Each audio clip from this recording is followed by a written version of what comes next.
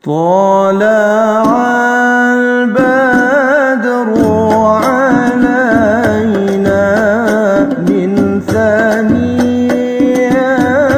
الوداع وجب الشكر علينا ما دعا لله ذا. Nabi Isa alaihissalam diturunkan di Damaskus kelak berdasarkan hadis-hadis yang ada. Damaskus itu masuk Syam, jadi kembali ke Syam. Nah, waktu itu Imam Mahdi bersama pengikut mau mengejar Dajjal, tapi tak akan mampu membunuhnya. Maka turunlah Imam Mahdi. Ketika itu Imam Mahdi turunlah Nabi Isa.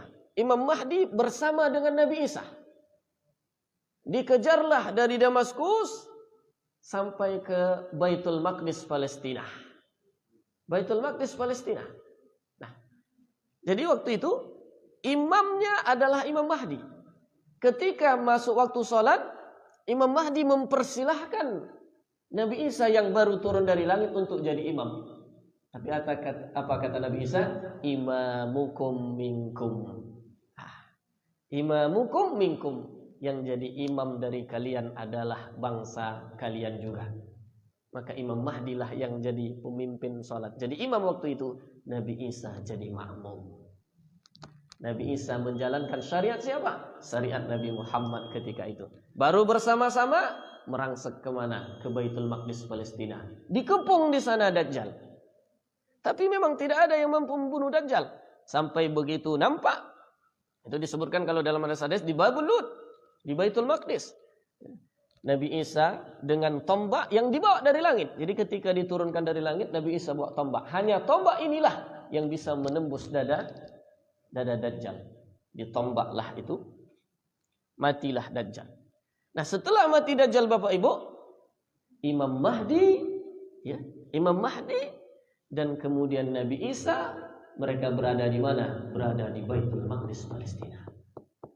Makanya orang Yahudi, orang Nasrani sama seperti kita, itu berebut menguasai Baitul Maqdis Palestina, karena itu memang negeri yang dijanjikan.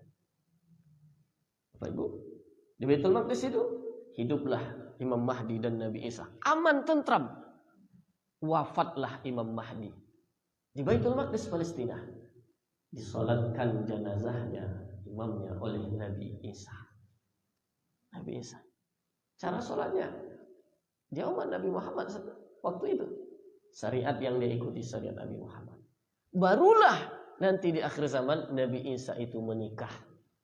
Menikah Nabi Isa dan diberi oleh Allah keturunan. Disebutkan itu oleh ulama kita dari kitab-kitab mereka. Keturunannya anak perempuan. Dapat keturunan anak perempuan. Tapi setelah itu, karena Nabi Isa itu keberadaannya di bumi 40 tahun. Berapa lama? 40 tahun.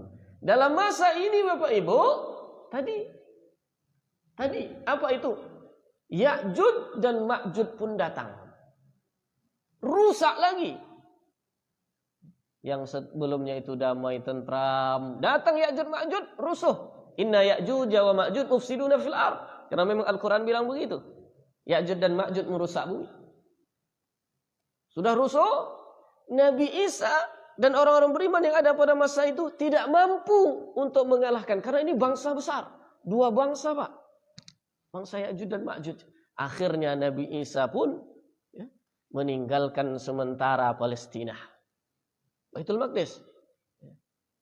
Untuk menyelamatkan dan berdoa kepada Allah ke Mesir, Tursina, ke Sinai. Disitulah meminta kepada Allah untuk dihancurkan bangsa Ya'juj dan Ma'juj. Allah tidak utus orang lagi Pak. Tidak. Allah kirim ulat atau cacing kecil-kecil seperti yang ada di hewan, di binatang. Itulah yang kemudian masuk ke telinga, ke hidung bangsa Ya'juj dan Ma'juj. Mati semua. Pak. Orang tak bisa bunuh. Enggak, bangsa Ya'juj Ma'juj kuat. Cacing kecil itulah membunuh mereka. Habis, bergelimpangan. Ketika Nabi Isa dari Bukit Tursina turun, jalan pun payah. Jalan pun payah. Karena banyak bangkai dari bangsa Ya'juj dan Ma'juj berserakan. Habis itu, gimana membuangnya? Allah kirim burung. Yang disebutkan burung itu bukan burung ababil, ya. Itu udah lewat, burung. Yang lehernya itu agak panjang. Burung inilah yang kemudian mengangkut bangkai dari bangsa Ya'juj dan Ma'juj dibuang ke laut. Bangkainya sudah dibuang ke laut, tapi baunya masih tersisa. Namanya bau bangkai. Bangkainya dah hilang, tapi baunya masih tersisa di bumi. Bagaimana menghilangkannya? Lalu Allah kirimlah hujan deras.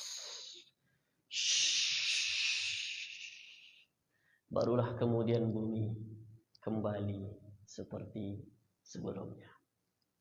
Nah Bapak Ibu, waktu itu Nabi Isa masih hidup. Maka barulah kemudian Nabi Isa alaihissalam berangkat melaksanakan ibadah haji, ibadah umrah sesuai dengan syariat Nabi Muhammad. Lalu kemudian dia berziarah ke makam Rasulullah Muhammad SAW. Dan sakitlah dia di sana. Sakit dia di sana. Sakit dia di sana, kemudian wafatlah dia. Dan dimakamkanlah dekat makam Rasulullah Muhammad sallallahu alaihi wasallam.